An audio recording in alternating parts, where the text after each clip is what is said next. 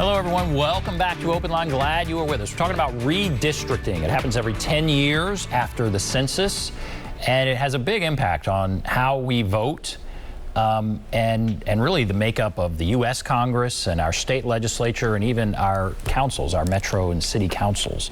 So we're talking all about that. How is that process going to work? A lot of work to be done. It's going to be the legislature is the one that draws up these maps in Tennessee, and we have Marianne Reeves with the League of Women Voters and Kendra Lee with Equity Alliance. Both are very interested in how this process is going to unfold. We have Lucy on the line. Lucy? Good to hear from you, Lucy. How are you doing? Fine, sir. Thank you. Hey, y'all. I've got a question, and I've got a statement, too. And first, let me say, I respect you two women and what you do. You put your time and your effort into this. A lot of people don't think that this is important, but I realize how important it is. I poured over a lot of census records, the data alone in my life, and I poured over records themselves. But I'll get to that next. But here's my question. This is really what I want you to answer, and then I'm going to make a comment. How many census records that were sent out in the United States overall were returned, and how many census records in the state of Tennessee, maybe even Davidson County, what percent of those were returned and completed? Now, my statement is this. You know, I noticed something really odd this year on the census data when it asked me some information. And the first thing that popped in my mind was the fact that the Attorney General had gone to these countries on a trip, you know, prior and doing something down there in Central America. And I was laughing when he went down there, but when I got my census form, I laughed even harder because if I remember correctly, I wish I could have had it photocopied. It was asking questions about people with Central American origins like Nicaragua, El Salvador, and stuff like that, if I remember correctly. And the first thing that popped up to my mind, because I was hearing a lot of rattling going on in the news, especially from black folks, that the hell if they were going to fill this out, let Donald Trump track them down and know where all the black people live and stuff like that. Well, when I saw that, I thought of the movie American Made, when they had brought a lot of these Contras and everything up here to Arkansas to be trained, and they took off into the woods and disappeared. And I thought, is that what they're looking for? Why are they asking about these 3 or 4 specific Central American countries? I've never seen this on a census form before. So with that, and with seeing people on the news saying they weren't going to fill it out before I had filled out a census data, and I don't remember that it was a requirement that I put down my race, and it seems like this time I had to put down my race. So what I'm wondering is how many people lied about their race because of what was going on with all the hatefulness and everything and the doubt that was going on, and how many people lied about a bunch of this stuff. I really think that if somebody's going to gerrymander, that they better really think about what they're getting ready to do, because crap in, crap out. You might be messing in your own mess kit this time if you gerrymander, and that's my comment. Thank you for listening. Okay. Wow. All right, so much there. I think there's some interesting questions there. I don't know if you all know these questions about the census and how it was conducted and the questions that were on there and how many were returned and how dependable is the information. But I guess, Marianne Reeves, you want to take a stab at that first? What about some of those questions? Sure. Yeah, we do not get involved in the Census Bureau, but I mean that would be a very appropriate question to ask someone who does. I have no idea how many census records could have possibly been returned on that, and of course, certain questions on the census do refer to race on it, and it depends on. Some people get a more detailed census form. Some people get a less detailed, and it's mainly to look at demographics. And the Census Bureau is very, very careful about hiding that information to keep it from being associated with a certain individual. And Kendra Lee, what do you think? I mean, she's questioning the validity on some levels of the data from this year. What are your thoughts there? So we know that the prior administration, there was a lot of tension that was there, even at one point having to sue to make sure to keep the immigration status off of the census, and making sure that information that was being used in the right way. So there were definitely some barriers there, in addition to the pandemic, in addition to the prior administration trying to cut off the time that we needed for the census data to be completed, to then have to fight for that, to be able to have an extension.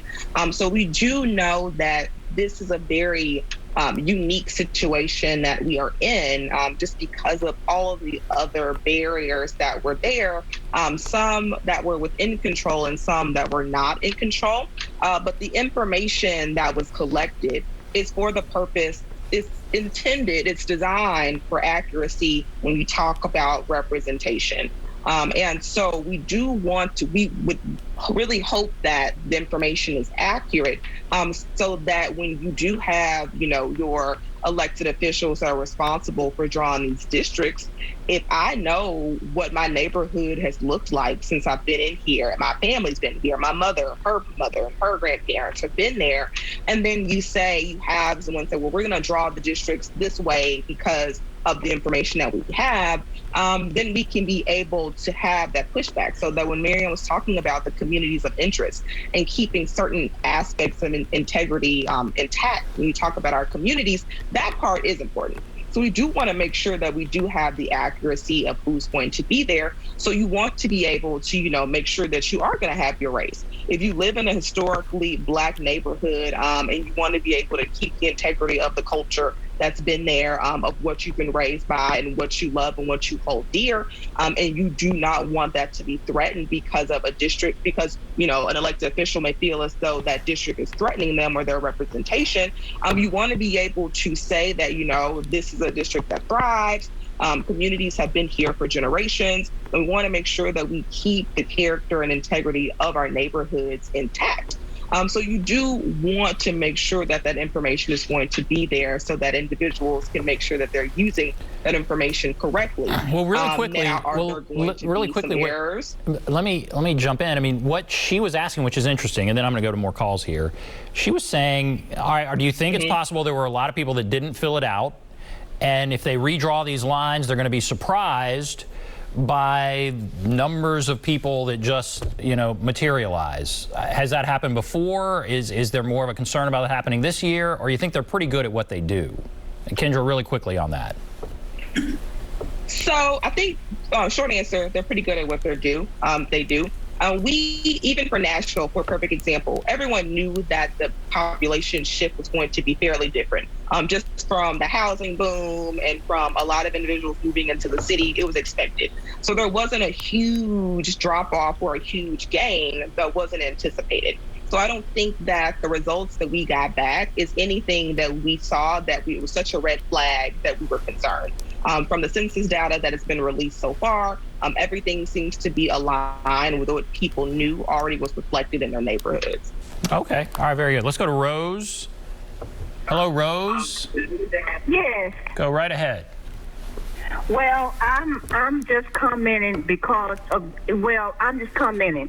The lady before, she was talking about the census, and my comment is about the census because I'm truly not happy with the census being mailed out or the people coming to the doors, whoever shows up, because I don't think it gives a true, the census, people filling out, if they do, it don't give to me, it just don't give a true, overwhelming, idea of what's going on and how many people are here, because we got so many people melting in here in this country. And it's not only just for citizens, some of them are not even citizens, and how many of those that have not been counted that probably will become citizens, or maybe they just living here, getting the opportunities or whatever from this country. So I'm not, against any race. What I'm saying is the census, I don't feel gives the truth because, like the lady has said, and I know for sure, I filled it out. They've been sending them to me from the beginning of this year, like 3 or 4, and I'm filling them out over and over again. And I noticed the difference on what the lady was talking about before me. That it's really heightened. Don't understand why they were so just really trying to quiz you down. Like pat you down. More questions. Okay. And so. Yeah, so I don't think this census, they need to stop it because I called in and I asked them, I said, listen, y'all need to go and send those dozens of 4 or dozens that y'all sent me. Y'all need to find those people who are undocumented, who's not here, and and find them and send that to us because I've already done sent in mine. How many more are you going to send me? That's waste of paper. Okay. So that's all I got to say. All right, Rose, thank you. All right, so we did shows earlier encouraging people to fill out the census and the importance of it and that kind of thing. I mean, now, Rose is also concerned about the numbers, but that's, I guess, you're saying, Kendra, you feel like they're pretty good at what they do. Marianne, are you concerned by the numbers, or you're now more concerned about we have the numbers in place, it's the process that's going to happen now, I guess? Where are you on all this? Well, given that we're not census experts, we're far more concerned about the process. But I would like to say, because I'm sure Rose and a lot of other people are very concerned, the U.S. Constitution requires in the census that every single person residing in the United States be counted. This does not, take into consideration any differences, whether you're a citizen or a non-citizen, whether you're a national. So every person by the Constitution, U.S. Constitution, must be counted. Now that's totally different from the types of people who are allowed to vote. So Rose has got a concern in seeing this, but it's been in our country's census ever since our country started. Very interesting. That's right. It's part of the Constitution. Okay. We're going to take a break. Evelyn, others, hold on the line. We'll get to your call. There's the number 615-737-PLUS, 615-737-7587. Take a break. We'll be back right after this.